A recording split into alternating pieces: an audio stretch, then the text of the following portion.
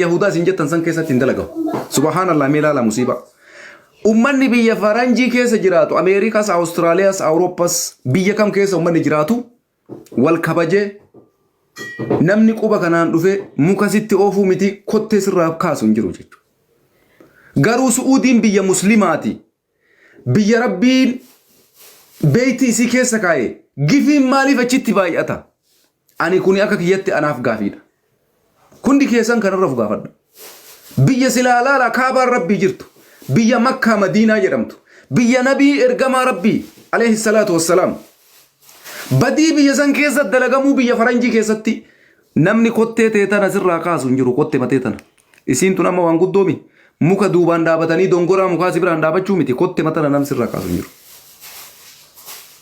أما مالي سنين جاتشو بربادي إرقان كون ilmaan arsee waraabaa viidiyoo kana jolleen teenna isin gootota gootummaa keessan ammoo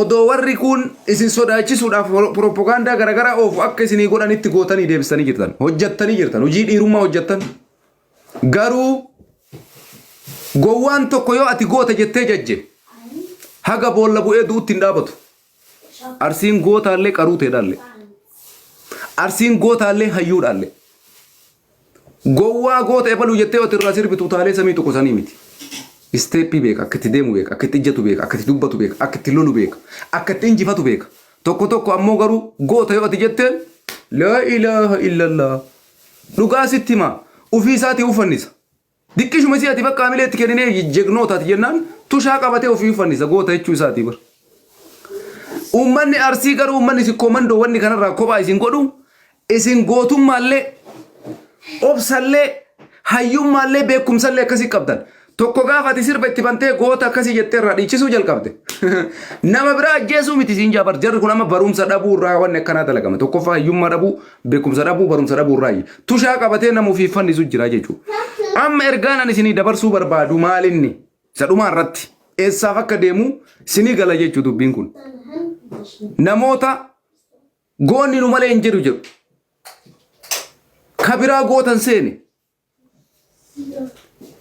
nama nu malee namni waa godhu hin jiru jedhu kabiraa waa godhu ittiin fakkaanne waa godhuun akka danda'amu hojjattanii itti argisiiftanii jirtanii jechuudha kana caalaa nuti ummata gabbaafnee waan agana ga'u hin dalaynu ummanni arsee ummanni sikkoo mandoo ummata guddaa ummata kabajaa qabu kana isinitti hima jechuu jala sararee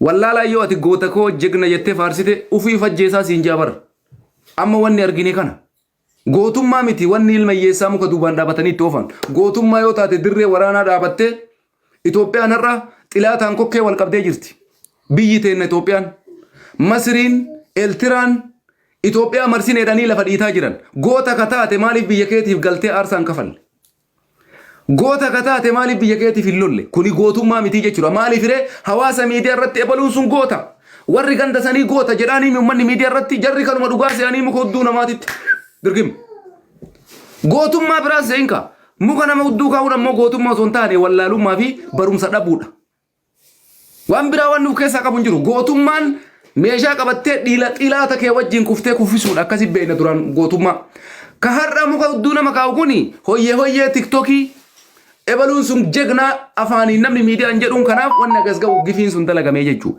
amma maal isiniin jechuu barbaade arsiin nama isa tuqe akka inni tuqettiin keessummeessa nama isin tuqe akka inni isinitti dhufeetti ofirraa deebistanii jirtan keessummeessitanii jirtan amma maal isiniin jechuu barbaanne nuti manguddoo keenna ulamaa'ota keennaan harkaan baanu Sheekh Abdurrahmaan Daawwaa manguddoo biyyallaa abbootii amantii bebbeekamoo biyyarraa ergaa dabarsan kaleessa galgala waan Suud Arabiyaa keessatti ta'ame biyya Suudii keessatti manguddoo walirraa dhufte sheeka keenya Sheekh Abdurrahmaan Daawwaa nuti isaan biran tarru ilmaan arsee dhagaa isinitti hima gootummaa keessan ogguu isinitti himu isin goota qofaa miti gootummaa keessan ogguu isinitti himu isin hayyummaa qofaa miti waa mara rabbi isinii kenne beekumsa isinii kenne gootummaa isinii kenne hayyummaa isinii kenne waan har'a dalagamu guutuu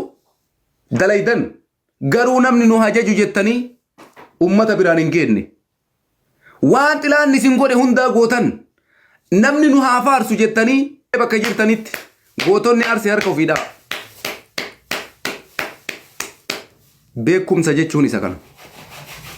Gootummaa jechuun isa kana. Ka yoo tokko dhufee goota siin jedhu tushaa qabattee uffanni iftusanii miti. Kasit dhufe ofirraa deebisuudha. Ammoo itti ofirraa deebistu addunyaa kanarratti hawaasa kanatti maal argisiisaa beeti arsi.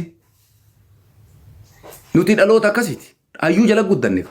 Beekaa jala guddanne ka. Barannee as geenne ka. Cal jenneetuma goota nuun jedhanii goota nartaani.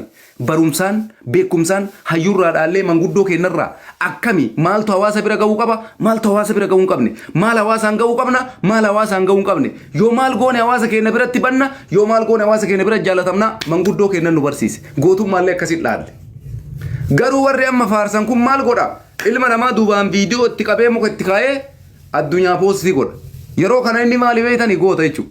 Garuu maqaa ofii balleessee maqaa ganda isaa balleessee maqaa beekaa isaa balleessee maqaa gootota kaleessaa isaa san guutuu balleessee jechuudha. Gatii kanaaf ilmaan arsee bakka jirtanitti harka ofii dhooytanii gootummaa keessanii fi jegnummaa keessan akkuma tiifattanitti tiifachaa har'a garuu wanni isinitti ani himuu deemu nuti ergaa tana naa qabadhaa waraabi viidiyoo kana boo kaanuyyuu waraabdaami hoytan waan badduu dubbannuu waraabdaa waraabi bakka tana ilmaan arsee biraan naa gahi. Ijoollee isin bira jirtu. Ijoollee walloo ta harkaa qabdan ta isin harkan miidhamte ta tasa dhooytanii miira keessa galtanii rukuttan ka qaama isii irra rakkoon ga'e yeroo amma sagalee kiyya dhageette kanarraa kaastee yaala barbaachisu dawaa barbaachisu araba keetii walii galtee si galtee akka an barbaaddetti an kabakabdee ijoollee kana miidhaa yoo irra ga'e ijoollee kana akka yaalamuu danda'an araba bira hojjetturraa dawaa fuutee fi ijoollee kana akka yaaltu kabajaadhaan si gaafan. Ijoollee kana akka hin beelofne akka hin dheebofne nyaachiftee obaasuu ergaa sii dabarsaa jechuudha. Mikinaan isaa maali beektaa? Nuti ulamaa keenya harka hin baanu. Sheekh Abdurrahmaan Dawaa yoo nu abaare nu balleessuu nama danda'udha.